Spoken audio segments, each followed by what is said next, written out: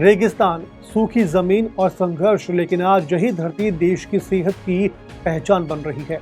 अगर कोई पूछे कि राजस्थान की मिट्टी ने दुनिया को क्या दिया, तो जवाब होगा नागौर की अश्वगंधा।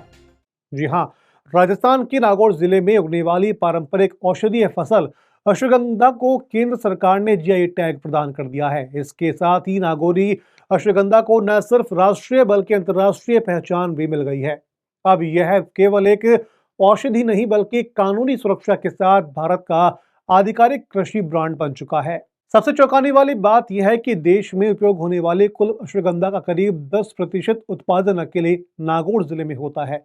यानी कि जिस मिट्टी को कभी बंजर कहा गया, वही आज देश की दवा का बड़ा आधार बन चुकी है। जीआई टैग मिलने का मतलब सिर्फ नाम नहीं बल्कि गुणवत्ता और शुद्धता पर सरकारी मुहर भी है। अब कोई भी व्यापारी या फिर कंपनी नागौरी अश्वगंधा के नाम से नकली या दूसरी जगह की फसल बेच नहीं पाएगा। सोयत की मेहंदी के बाद कृषि श्रेणी में यह राजस्थान की दूसरी बड़ी जीआई टैग उपलब्धि है। एक्सपर्ट्स का मानना है कि इस फैसले से औषधीय खेती को नई दिशा मिलेगी, युवाओं के लिए रोजगार के अवसर बढ़ेंगे और सबसे अहम बात यह है कि किसानों की आमदनी में उल्लेखनीय और स्थानीय बढ़ोतरी होगी।